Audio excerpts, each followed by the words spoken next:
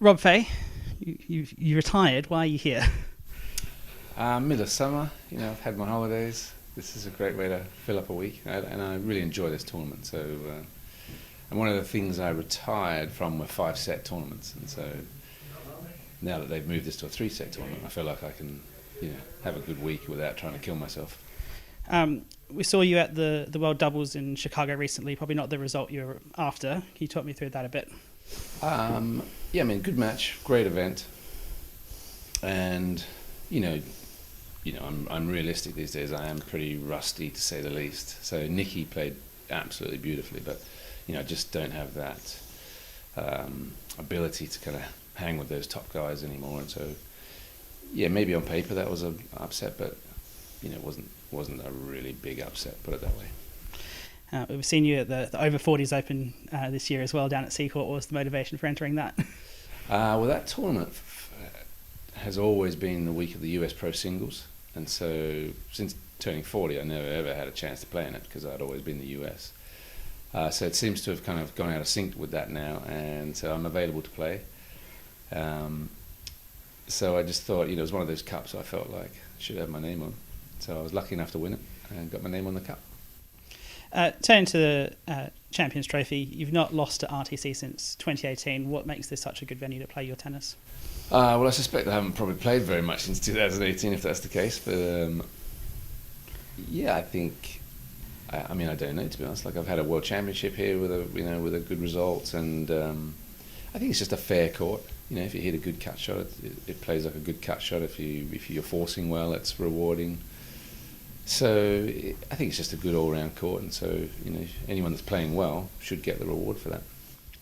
As one of the top 4 seeds, you in your first round, if you lose, you stay in the draw. How does that change how you approach a match?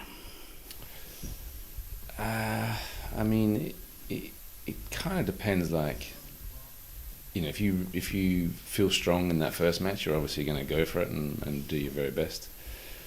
But just with it's such a quirky draw that you can, there is potential to kind of look into the future slightly and think, well, actually, I don't need to kill myself here. I can, probably still have a good performance in this tournament even by losing that first match. But I think it'd be an exceptional circumstance to kind of think like that, and so I suspect everybody's just going flat out to try and win everything. And what's it like coming up against one of the top 4 seeds in the first round? You don't have an easy way into the tournament through an unseeded player.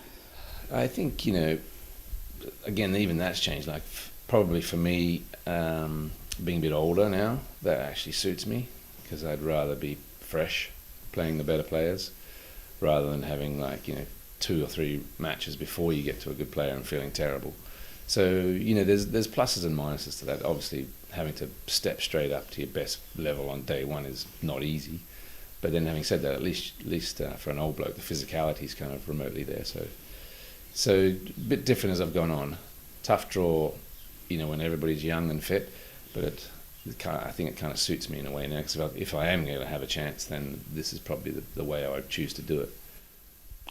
You mentioned before it's moved from a best of 5 to a best of 3. How does that change things?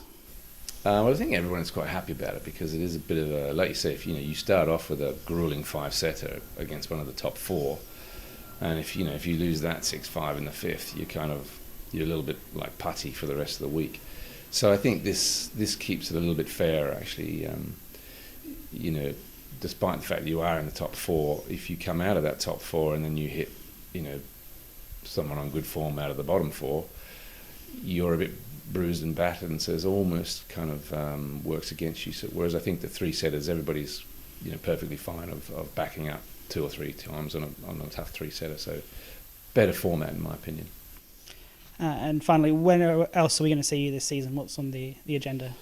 All things being equal, I'll probably play British Open, just because I'm around, and some of the kind of work plans that I had haven't happened yet, and so while I've got a bit of time on my side. Is that the singles and the doubles, or just the doubles?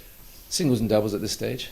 So I've been lucky enough to be doing a bit of practice recently, so I'm happy just to kind of turn up and help fill up the draw a bit, and if any good results come, then terrific. But if things stay as they currently are, then that's also terrific. All right. Rob Fahey, thank you very much. You're welcome. Thanks.